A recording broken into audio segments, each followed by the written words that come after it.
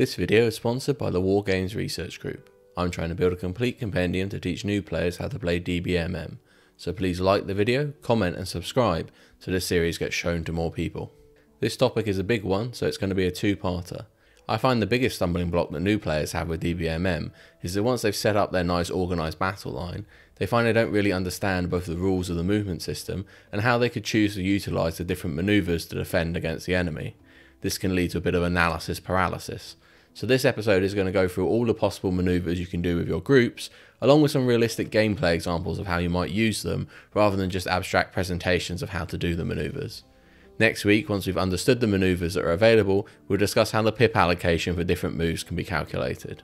The simplest type of movement in the game is the single element move, and because of this, new players tend to default to using it whenever they are unsure of what to do. However, given that moving each element on its own costs at least a single pip, and each command will usually only have 3 or 4 pips each, this is rarely the most efficient option. However, it is useful for readdressing your lines, setting up hard flanks, etc, and the more efficient we can be with our group movements, the more pips we can have left over for these little manoeuvres that can give us a big advantage in combat. Single element moves are simple. A base can move in any direction and end up facing any direction it wants. Neither the front corners, or any corners if it's a train element, can exceed the maximum move distance, and you measure from the front corner that moves the furthest. All of these units are single element moves, always measuring from the most distant corner. You can break off an element from a group into a single element move whenever you wish.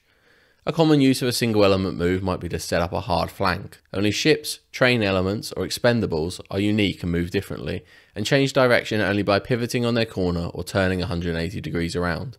Remember that interpenetration and threat zone rules still apply, more on these in future videos, and units will need to move around them to avoid them if necessary. Next we have group moves. A group is any collection of contiguous elements from the same command in edge-to-edge and corner-to-corner contact. A column is a special type of group which is just any group one element wide. Groups are temporary, and you can move units as a group, split them off, reform them and so on at will, as long as all the elements are in edge-to-edge and corner-to-corner contact with another element in that group. Groups are constrained in the way they move. They cannot end up facing in any direction as a single element can, but in return you can move the entire group together for a single cost. There are only 6 types of move a group can do, so let's take a look at them, each in turn, and how you might use them.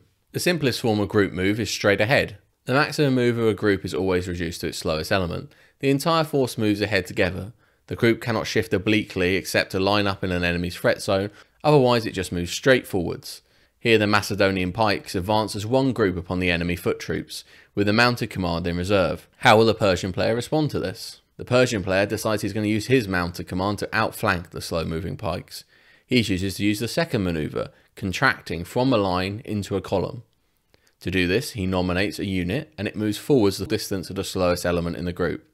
The rest of the group that wish to form a column then fall in behind that lead unit. When forming a column other than the lead unit, a unit can move up to double its normal tactical move distance in order to fall in behind the other units.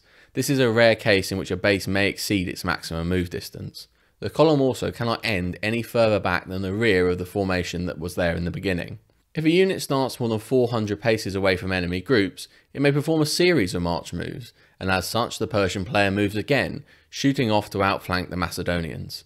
Note that the ability to move again is not blocked by single elements, or enemy element groups that are made entirely of train, have their rear corners closer to the front corners of the group, or have no contiguous non-skirmisher elements. So the Persian player is formed from line into column and is now coming up the side of the Macedonian force. What are they going to do about this? Well, here the Macedonian player decides to also form column in the other way. He selects the lead element of the new column, in this case the leftmost knight, and it rotates around the leftmost front corner 90 degrees as it's turning left. Had it been turning right, it would have done the same thing but with the rightmost corner. It then moves forwards the remainder of its move off towards the outflanking Persians, and the rest of the units fall in behind. Similarly, they may move up to double their normal move distance, and no element can end up further to the rear than it started. The force moves again until it has gotten within 400 paces of the outflanking Persians, both stopping itself from moving again, but also stopping the Persians from making multiple moves. Asking yourself, how do we determine how much movement an element has left after it's turned on its axis 90 degrees, so that it can conduct the rest of its move? If you're happy without knowing the maths, just know that the answer is that a 90-degree turn around a corner requires roughly 120 paces, and deduct this from the remaining move distance. If you really want to know how this is arrived at, see this diagram, where the moving corner effectively forms a right angled triangle with a base and height of 80 paces, meaning it's moved approximately 113 paces of movement. You can't really measure to this degree of accuracy, so best to just round it up to 120.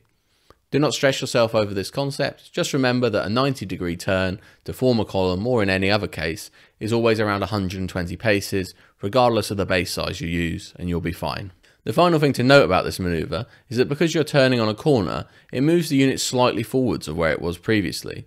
Thus, if you have units that you plan on using as a reserve, don't press them right up against another rank of your forces, as they'll not have the ability to turn on their corner, and the move will not be possible, requiring them to first turn around before being able to do so. So with this move completed, we've seen both ways of turning from a line into a column, either contracting from a line straight ahead, or turning 90 degrees. We're back on the Persian player's turn, and they see the Macedonian knights barreling towards them.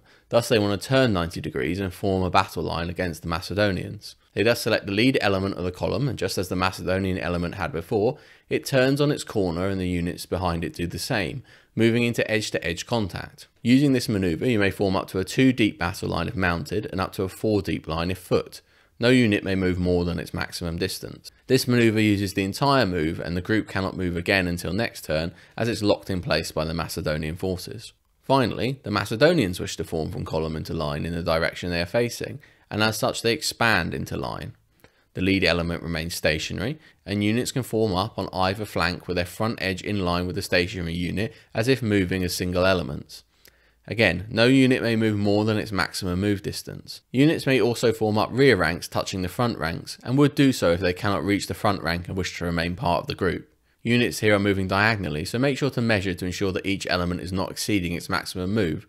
But as you play regularly, it will become second nature that a unit of a certain movement can form a line of a certain width in a single move. Once in a line of a certain width, if you want it to continue expanding in future turns, you can simply do the same again, selecting an individual column of that broader line group and using the same expansion maneuver again.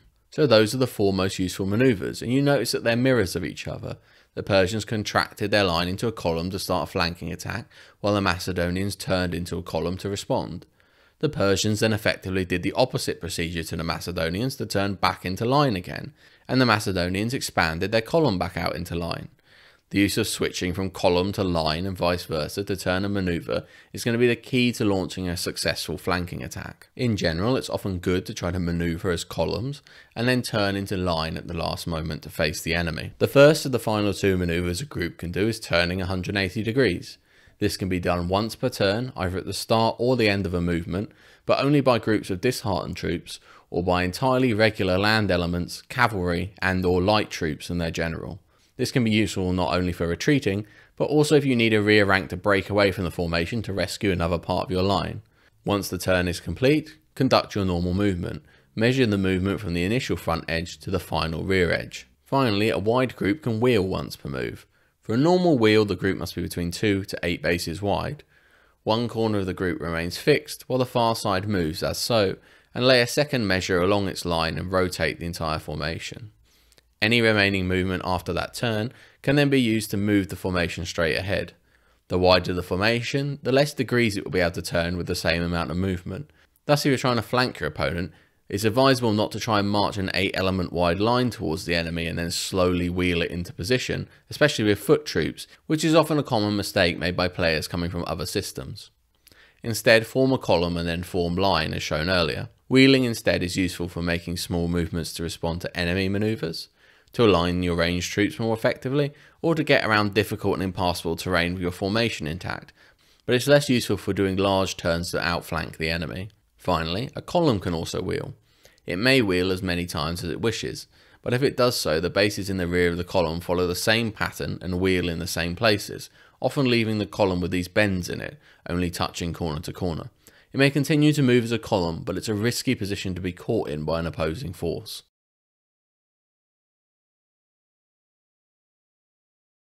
So that's it. Along with how to conduct a single element maneuver, those are all the maneuvers you can perform as a group, along with some examples of how you might use them to outflank and respond to your enemy. You can move freely as a single element, as long as no front corner exceeds the maximum move distance. Always remember to measure from the corner you're moving the furthest.